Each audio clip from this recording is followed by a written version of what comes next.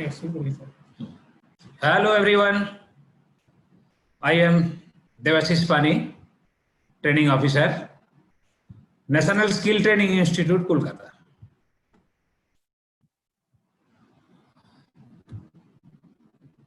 Arc welding का काम करने के लिए एक पावर सोर्स मतलब वेल्डिंग मशीन बहुत जरूरी है, ये हम लोग को पता है। हम लोग को ये भी पता है कि वेल्डिंग मशीन और पावर सोर्स आउटपुट करंट का ऊपर डिपेंड करके दो ग्रुप हम लोग करते हैं। एक का नाम होता है एसी वेल्डिंग मशीन और दूसरे का नाम होता है डीसी वेल्डिंग मशीन। तो एसी वेल्डिंग मशीन को कहा जाता है एसी वेल्डिंग ट्रांसफार्मर। तो एसी वेल्डिंग ट्रांसफार्मर कैसे काम करता है ना, यही प्रकार मशीन में काम करने के लिए जरूरत पड़ता है इलेक्ट्रिकल मेन सप्लाई का। बिना सप्लाई छोड़ के एसी वेल्डिंग ट्रांसफार्मर के द्वारा काम करना संभव नहीं है। AC welding transformer main supply को इनपुट करके मशीन के अंदर उसको कन्वर्ट कर देता है, मतलब ट्रांसफॉर्म कर देता है एसी वेल्डिंग सप्लाई में। तो एसी वेल्डिंग सप्लाई आउटपुट होगा एसी वेल्डिंग ट्रांसफार्मर के द्वारा। कैसा करके हुआ ना, वेल्डिंग सप्लाई आया by transformation from AC main supply. ये हम लोग को सभी को पता है। तो डीसी वेल्डिंग मशीन का ग्रुप में ऐसा एक मशीन है जो मशीन ऐसा करके मेन सप्लाई को ट्रांसफॉर्म करके वेल्डिंग सप्लाई नहीं बनाता है। वो मशीन का विशेषता है वो मशीन वेल्डिंग सप्लाई जनरेट करेगा, मतलब नया करके उत्पादन करेगा, और वो होगा डीसी टाइप का, इसीलिए वो डीसी वेल्डिंग मशीन। तो यही प्रकार वेल्डिंग मशीन जो जनरेट करेगा, मतलब नया करके वेल्डिंग सप्लाई उत्पादन करेगा, ये हम लोग का law of conservation of energy का कुछ अपोजिट हो रहा है, ऐसा हम लोग को लग रहा है। क्यों? Law of conservation of energy ऐसा बताता है जो दुनिया में एनर्जी हम लोग के द्वारा संभव करना उत्पन्न करना संभव नहीं है। तो डीसी वेल्डिंग जो मशीन का बात बता रहे हैं वो कैसे जनरेट कर रहा है? हाँ, वो जनरेट कर रहे हैं, सही बात है, लेकिन उसका पीछे दूसरे एनर्जी खर्च करने पड़ता है। एसी वेल्डिंग ट्रांसफार्मर का माफिक उसको लेकर कन्वर्ट नहीं किया जाता है, लेकिन जनरेट करने के लिए उसका मदद लेने पड़ता है। तो ऐसा डीसी वेल्डिंग मशीन को हम लोग नाम देते हैं डीसी वेल्डिंग जनरेटर। तो आज हम लोग डीसी वेल्डिंग जनरेटर का बारे में पता करने के लिए जा रहे हैं, समझ गए? तो डीसी वेल्डिंग जनरेटर का बारे में जो जानकारी लेंगे, इसका शुरू में हम लोग इसका फीचर्स का बारे में जानकारी लेंगे। Features of DC welding generator. तो डीसी वेल्डिंग जनरेटर का पहला फीचर होता है DC welding generators are used to generate DC welding supply with the help of AC main supply. DC welding generator DC welding supply generate करेगा AC main supply का मदद लेकर।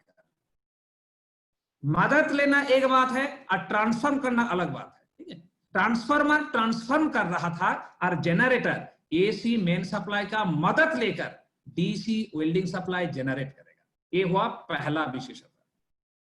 2 number में हम लोग बताएंगे DC welding generators generate welding supply where electricity और main supply is not available. जहां पर मेन सप्लाई है नहीं, विभिन्न परिस्थिति में साइड में काम करने पड़ता है, जहां इलेक्ट्रिक सप्लाई है नहीं लेकिन आर्क वेल्डिंग हम लोग को करने पड़ेगा, दूसरे कोई मेथड उपलब्ध नहीं है, तो वहां पर भी डीसी वेल्डिंग जनरेटर काम कर सकते हैं।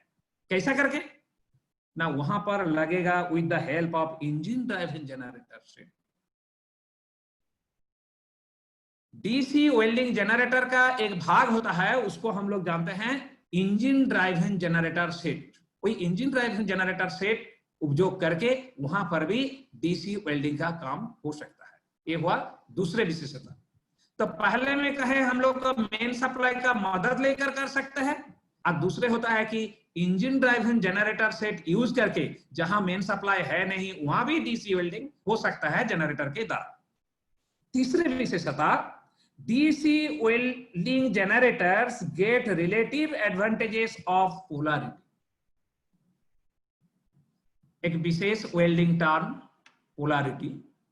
एक पोलैरिटी एक बहुत बड़ा सुविधा है वेल्डर लोग के पास। आजकल विभिन्न प्रकार धातु को और एलॉय को इतना सफलतापूर्वक वेल्डिंग करना संभव हो रहा है, इसका पीछे पोलैरिटी का एक महत्वपूर्ण काम है। तो ये पोलैरिटी संक्षेप में बताने से ये होता है हीट का असमान बंटवारा। कहां पर? एक होता है इलेक्ट्रोड और दूसरे होता है बेस मीटर। ये दोनों का बीच में हीट का असमान बंटवारा करके वेल्डर कुछ सुविधा उठाता है, जिसके द्वारा सभी प्रकार धातुओं को सफलतापूर्वक वेल्डिंग करना संभव होता है। यही सिस्टम को ही शॉर्ट में कहा जाता है पोलैरिटी। ये polarity system DC welding generator पर उपलब्ध है। समझ गए? तो तीन मेन विशेषता का बात कहा गया डीसी वेल्डिंग जनरेटर का। पहला होता है कि मेन सप्लाई का मदद लेकर DC welding generator DC welding supply उत्पादन करेगा। दूसरे में कहा गया जहां मेन सप्लाई है नहीं, engine driven generator set use करके वहां पर भी डीसी जनरेटर वेल्डिंग सप्लाई पैदा कर सकते हैं। तीसरे होता है डीसी वेल्डिंग जनरेटर के द्वारा पोलैरिटी का सुविधा उपलब्ध होता है, जिसमें हम लोग काम में लगाकर सभी प्रकार फेरस नॉन फेरस सभी प्रकार धातुओं को बहुत सफलतापूर्वक वेल्डिंग कर सकते हैं। तो हो गया जनरेटर का फीचर्स का बात। नेक्स्ट हम लोग आएंगे इसका कंस्ट्रक्शन का बारे में। तो कंस्ट्रक्शन डीसी वेल्डिंग जनरेटर का कंस्ट्रक्शन मतलब इसका बनावट। तो यही बनावट में हम लोग देखेंगे कि जनरेटर की अंदर में बहुत सारे पार्ट्स रहता है, एक एक करके हम लोग डिस्कशन करेंगे। सबसे पहले आ रहा है मेन पोल्स। मेन पोल्स क्या है? एक्चुअली ये होता है एक प्रकार मैग्नेट, चुंबक।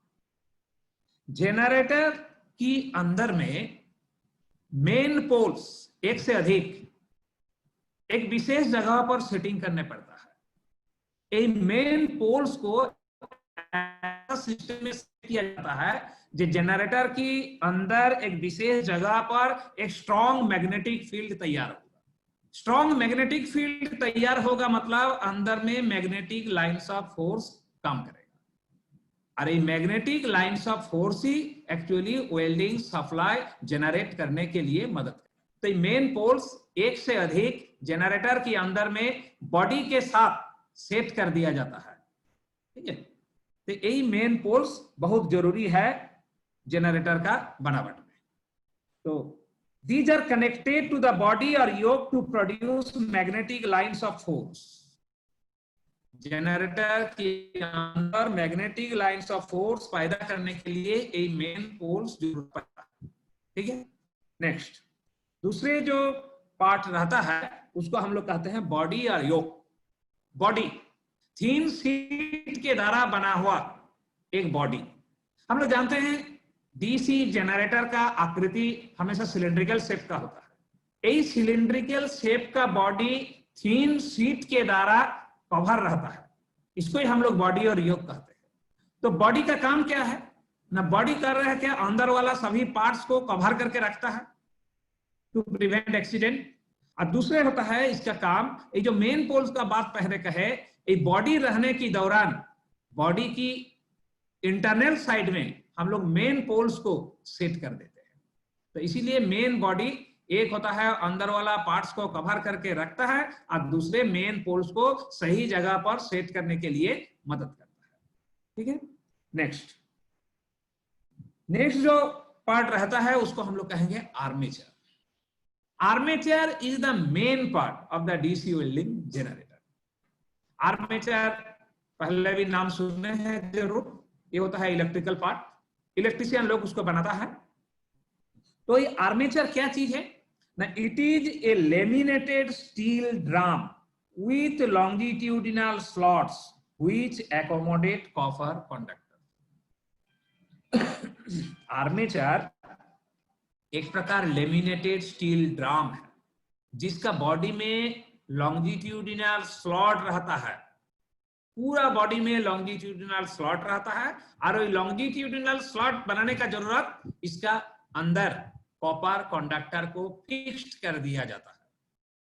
मतलब आर्मेचर का पूरा बॉडी में लॉन्गिट्यूडिनल स्लॉट से वही लॉन्गिट्यूडिनल स्लॉट्स के अंदर में कॉपर कंडक्टर सेट रहता है। तो ये आर्मेचर जनरेटर के अंदर कहां रहेगा? It is mounted on A shaft. इस शाफ्ट का ऊपर एक लंबा शाफ्ट है, तो ये शाफ्ट का ऊपर विशेष स्थान में इसको माउंट मतलब स्थापन कर दिया जाता है। मतलब शाफ्ट का ऊपर एकदम फिक्स्ड कर दिया जाता है। एक्चुअली कहां फिक्स्ड किया जाता है? वो जो मेन पोल्स का बात हुआ था, जहां बॉडी में मेन पोल्स राउंड करके सेट है, जिसका अंदर में स्ट्रॉन्ग मैग्नेटिक फील्ड काम कर रहा है, उसका सेंटर में शाफ्ट रहता है और शाफ्ट के ऊपर सेट किया जाता है ये आर्मेचर।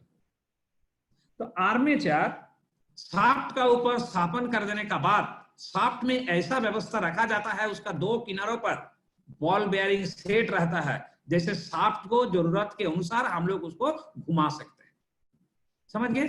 आर्मेचर यही होता है सबसे महत्वपूर्ण part DC welding supply generate करने के लिए। नेक्स्ट हम लोग आएंगे कम्यूटेटर। कम्यूटेटर कैसे चीज है ना, it is made out of copper segments separated by mica insulation. Commutator तैयार किया जाता है कॉपर सेगमेंट के द्वारा। बहुत सारे कॉपर सेगमेंट लगेगा और एक कॉपर सेगमेंट एक दूसरे से सेपरेट किया जाएगा माइका इंसुलेशन के द्वारा। तो एक कम्यूटेटर को भी सेट करने पड़ेगा शाफ्ट का ऊपर। जैसे आर्मेचर को सेट किया गया विशेष स्थान पर, वही आर्मेचर का बगल में शाफ्ट का ऊपर कम्यूटेटर को भी स्थापन कर दिया जाएगा।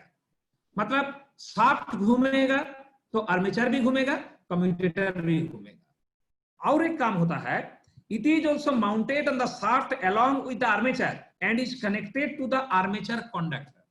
हम लोग पहले कहें जो आर्मेचर का बॉडी में जो लॉन्गिट्यूडिनल स्लॉट्स है, वही लॉन्गिट्यूडिनल स्लॉट्स में कॉपर कंडक्टर सेट रहता है। वही हर कॉपर कंडक्टर को कम्यूटेटर का जो कॉपर सेगमेंट उसके साथ इलेक्ट्रिकल कनेक्शन दिया जाएगा कंडक्टर के द्वारा।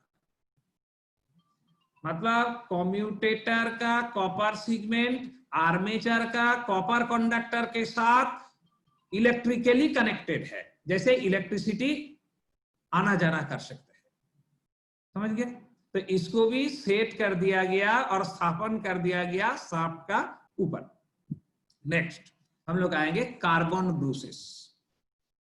Carbon bruces, these are mounted on the body to have contact with the rotating commutator and are connected to the output terminal।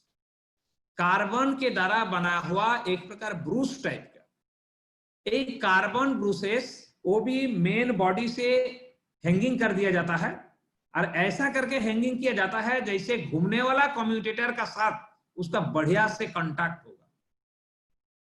बढ़िया कांटेक्ट होना जरूरी है, क्यों ना, वो कुछ पिकअप करेगा, मेनली इलेक्ट्रिसिटी को, मतलब जो वेल्डिंग सप्लाई उसको पिकअप करेगा कम्यूटेटर से। इसीलिए बढ़िया से कांटेक्ट होना चाहिए घूमने वाला कम्यूटेटर के साथ। और यही कार्बन ब्रूस का दूसरे साइड कनेक्शन दिया गया है जनरेटर का आउटपुट टर्मिनल के साथ।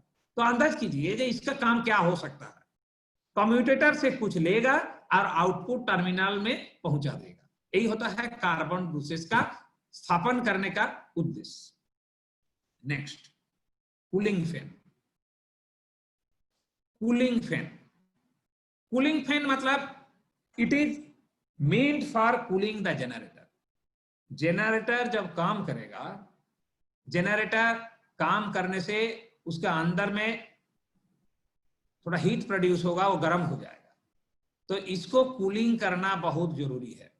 इसीलिए यहां पर कूलिंग सिस्टम जो रखा जाता है वो एक ही प्रकार है फैन के द्वारा।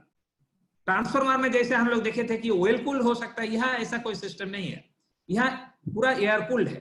तो एक साइड में सिलिंड्रिकल शेप का, एक साइड में फैन सेट रहेगा, और फैन का जो फेस रहेगा वो साइड में एयर वेंटिलेशन डक्ट्स रहेगा, जाली रहेगा, जिसके द्वारा गर्म हवा आराम से बाहर निकल जा सकता है।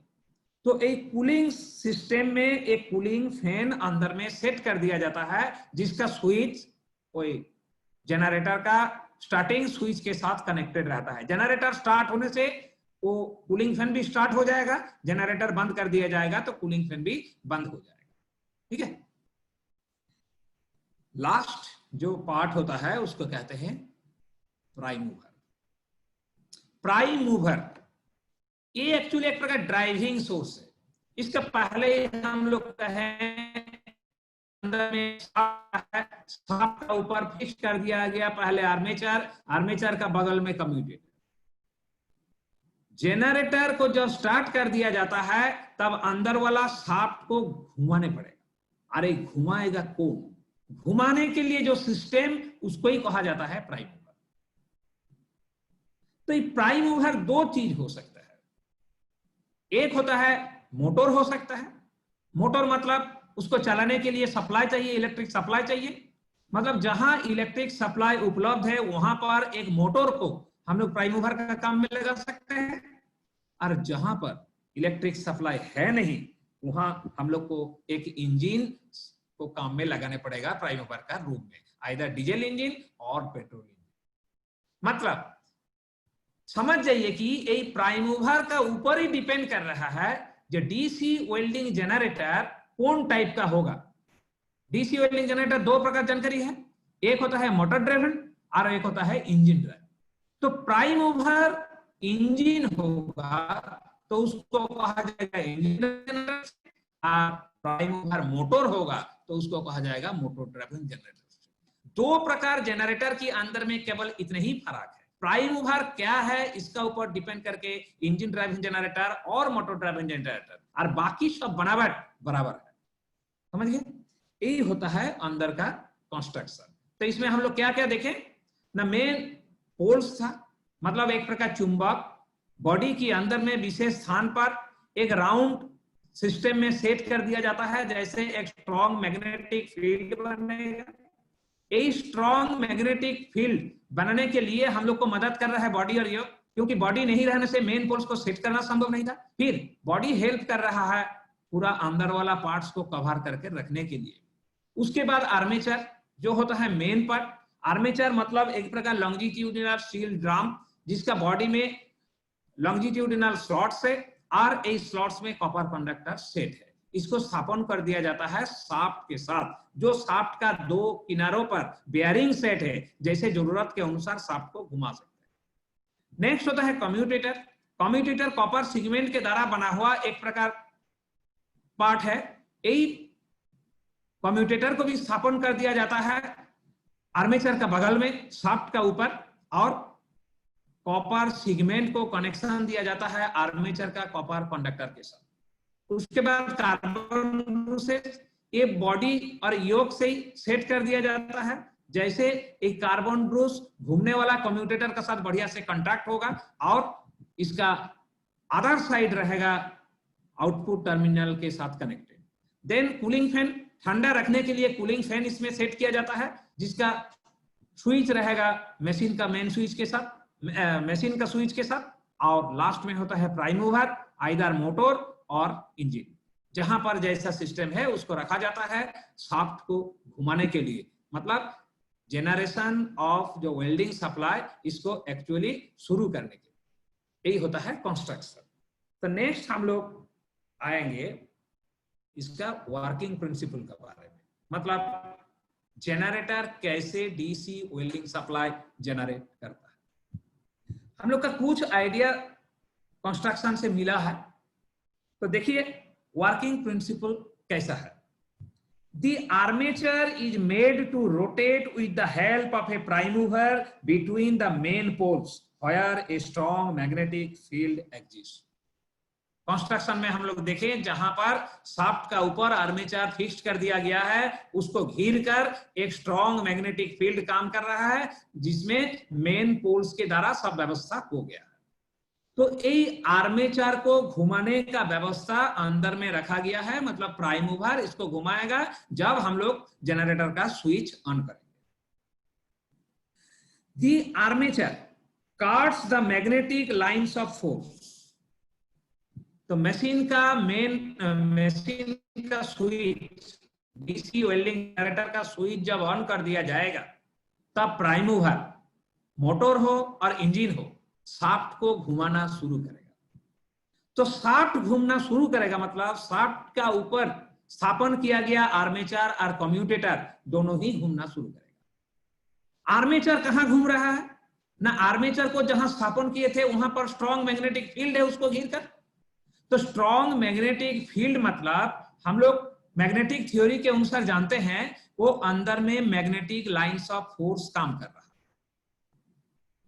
इट इज अनविजिबल, इसको देखना संभव नहीं, इनविजिबल है, लेकिन वो मैग्नेटिक लाइंस ऑफ फोर्स काट ऑफ होगा। किस लिए ना, उसका सेंटर में आर्मेचर जब घूमना शुरू करे तो ये magnetic lines of force cut जाने के दौरान आर्मेचर का बॉडी में लॉन्गिट्यूडिनल स्लॉट्स के अंदर जो कॉपर कंडक्टर है, ये कॉपर कंडक्टर में तैयार होगा ईएमएफ, मतलब इलेक्ट्रोमोटिव फोर्स। ईएमएफ मतलब बिजली का उत्पादन। कौन प्रकार ना, एसी वेल्डिंग सप्लाई।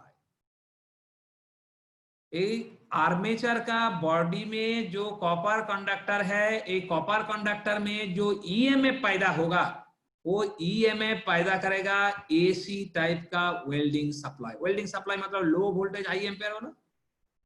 ये low voltage high ampere AC जो तैयार होगा कॉपर कंडक्टर पर। कॉपर कंडक्टर कहां है ना, आर्मेचर का बॉडी में।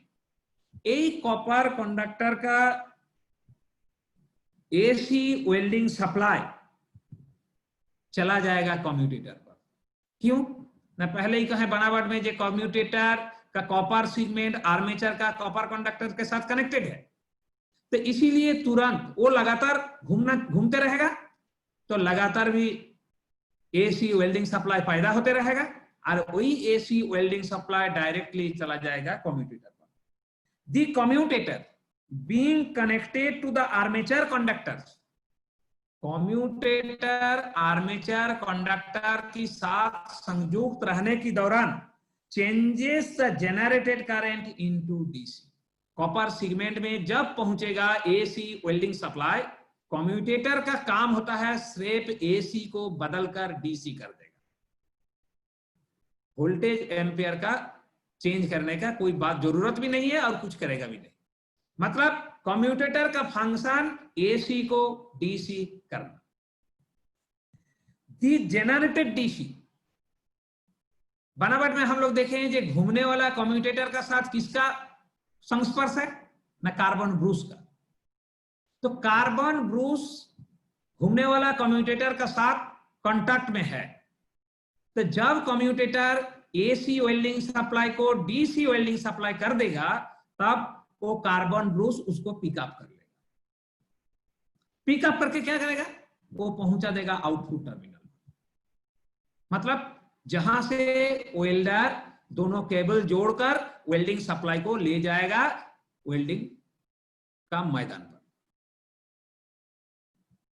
तो देखिए कितना सिस्टमेटिक में हो गया। पहले स्ट्रॉन्ग मैग्नेटिक फील्ड जहां मैग्नेटिक लाइंस ऑफ फोर्स काम कर रहा है वहां घूमना शुरू किया। कौन, आर्मेचर। कौन घुमाया, शाफ्ट घुमाया। शाफ्ट को कौन घुमाया, प्राइम मूवर घुमाया। घूमने का बाद मैग्नेटिक लाइंस ऑफ फोर्स काट ऑफ होकर वो कॉपर कंडक्टर जो आर्मेचर का बॉडी में है उसमें इंड्यूस करेगा इलेक्ट्रोमोटिव फोर्स। इलेक्ट्रोमोटिव फोर्स वहां तैयार करेगा AC welding supply. AC welding supply copper segment में मतलब कम्यूटेटर में आ गया कनेक्शन के द्वारा। कम्यूटेटर का काम है एसी को डीसी में कन्वर्ट कर दिया। अभी डीसी वेल्डिंग सप्लाई को कम्यूटेटर से पिकअप कर लिया कार्बन ब्रूस पहुंचा दिया आउटपुट टर्मिनल और आउटपुट टर्मिनल से वेल्डर दोनों केबल जोड़कर इसको लेके चला गया इलेक्ट्रोड और बेस मेटल मतलब वेल्डिंग का मैदान। यही होता है वर्किंग प्रिंसिपल। इसमें देखिए और एक बात है, where the main supply electricity is available, a motor is used as a prime mover। पहले ही कहे जहां पर इलेक्ट्रिक सप्लाई उपलब्ध है वहां पर डीसी वेल्डिंग जनरेटर में प्राइम मूवर का काम करेगा एक मोटर। फॉर फील्ड वर्क और where the main supply is not available, लेकिन ऐसा जगह है जहां पर फील्ड वर्क में मेन सप्लाई उपलब्ध नहीं है, पेट्रोल और डीजल इंजन में भी use as a prime mover. वहां पर हम लोग प्राइम मूवर का काम में लगाएंगे एक डीजल और पेट्रोल इंजन। समझ गए? यही होता है डीसी वेल्डिंग जनरेटर का वेल्डिंग सप्लाई जनरेट करने का वर्किंग प्रिंसिपल। जरूर आप लोग को आइडिया बन गया।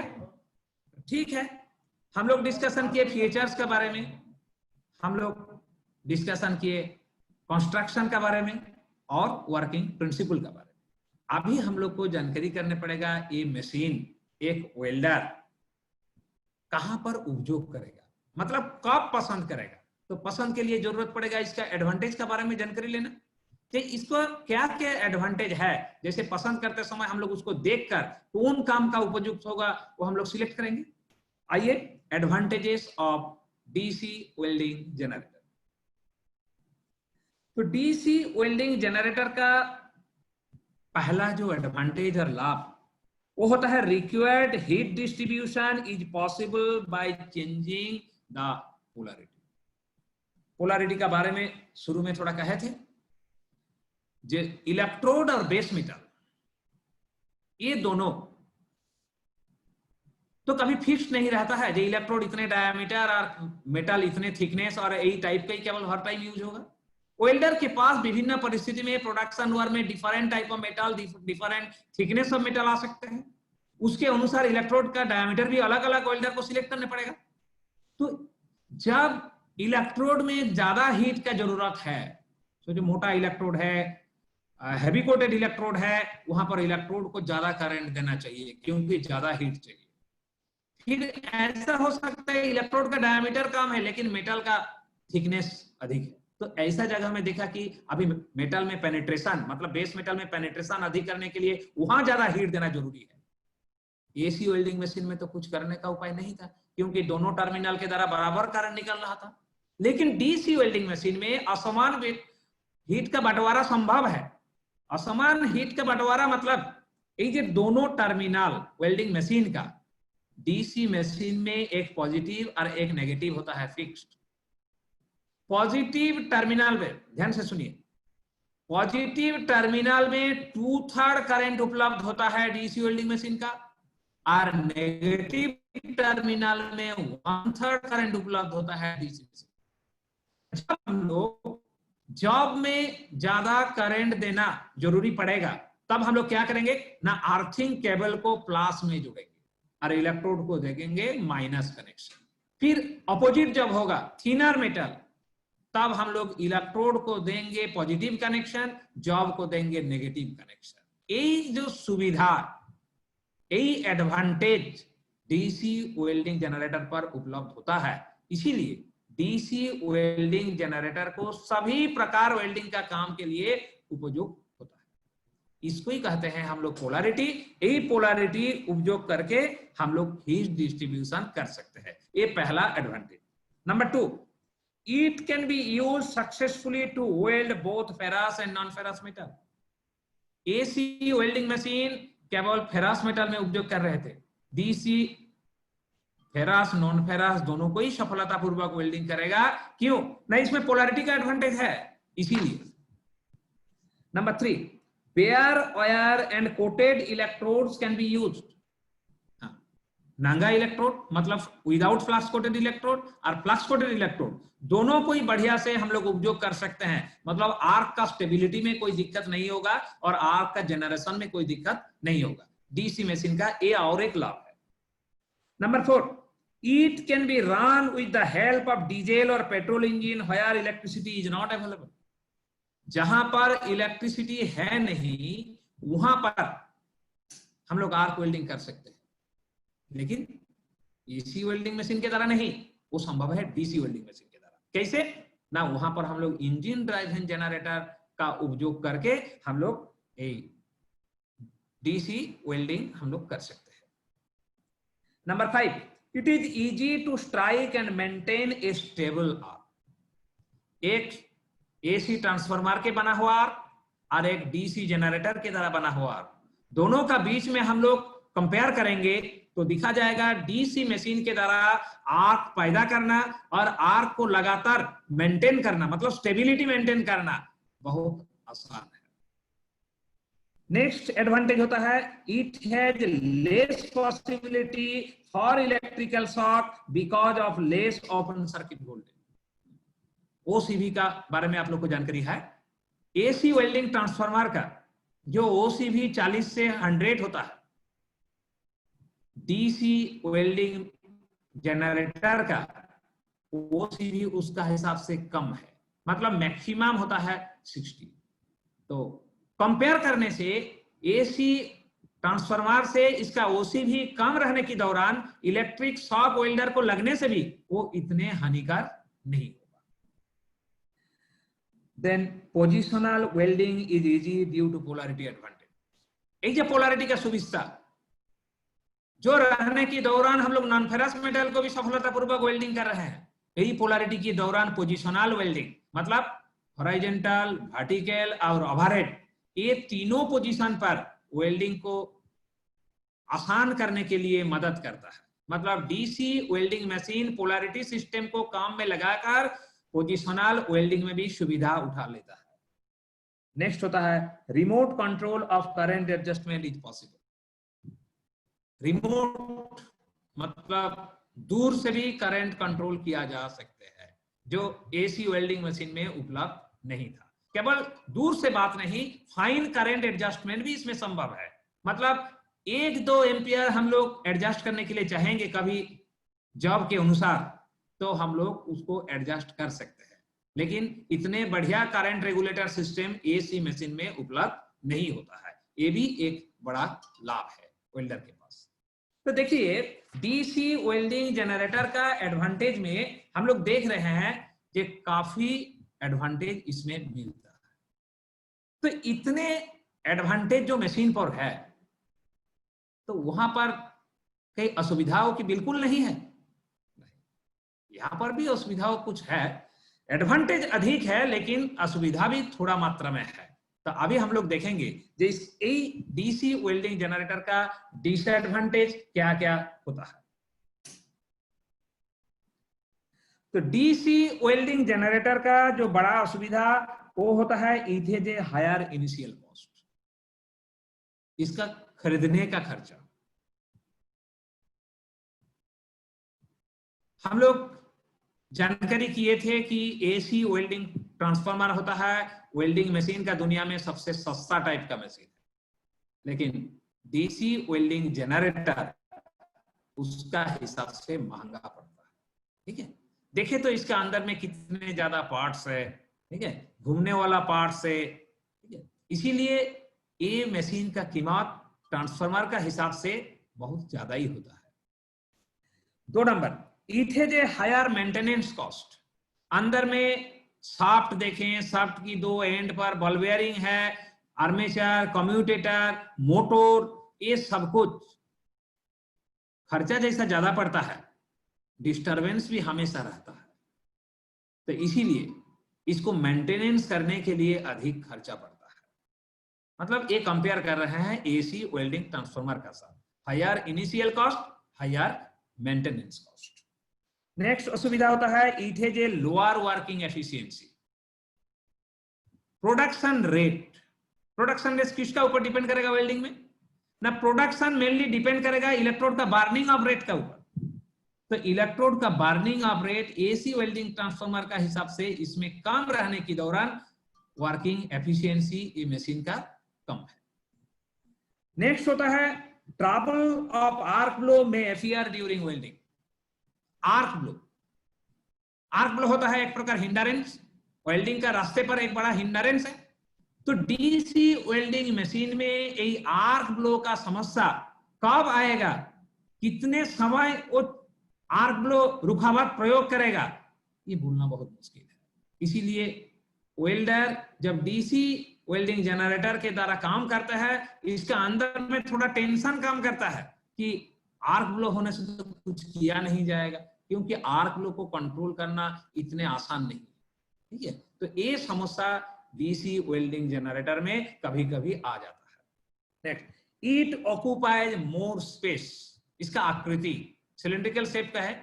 ट्रांसफार्मर का साथ कंपेयर करने से वर्कशॉप में जब उसको स्थापन किया जाएगा उसके लिए कुछ अधिक स्थान देने पड़ता है, ठीक है। It occupies more space, it has noisy operation during welding. और इसका सबसे बड़ा असुविधा जो होता है वो होता है ऑपरेशन इज नॉइजी। इसको चालू करने से वर्कशॉप में आवाज भर जाता है। तो कोई वेल्डर लगातार एक मशीन में काम करेगा 4-5 घंटा, तो उसके कान में बहुत मुश्किल हो जाएगा एयर आवाज का पोल्यूशन। पोल्यूशन भी इसका एक बड़ा असुविधा है। तो हम लोग असुविधा में यही कहे कि higher initial cost, higher maintenance cost, lower working efficiency, problem of arc flow में राइज, ऑक्युपाइज मोर स्पेस, और होता है नॉइजी ऑपरेशन। तो आज हम लोग डीसी वेल्डिंग जनरेटर का features, construction, working principle, advantage और डिसएडवांटेज के बारे में चर्चा किए। हमको लग रहा है कि इसका बारे में कुछ आइडिया जरूर आप लोग का हुआ। इसको और बढ़ाने के लिए आप लोग को थोड़ा स्टडी करने पड़ेगा, और इसके साथ मैं 2 असाइनमेंट दिए हैं इसका ऊपर। तो क्लास का जो डिस्कशन हुआ उसको फॉलो करके और बुक पढ़ के भी वो असाइनमेंट को आंसर देने का कोशिश कीजिए। ये आंसर आप सही से दे सकते हैं, जरूर कंफर्म होगा कि आपका वेल्डिंग जनरेटर का बारे में आइडिया बन चुका है। ओके, आप लोग का सहयोग के लिए सबको अनेक अनेक धन्यवाद।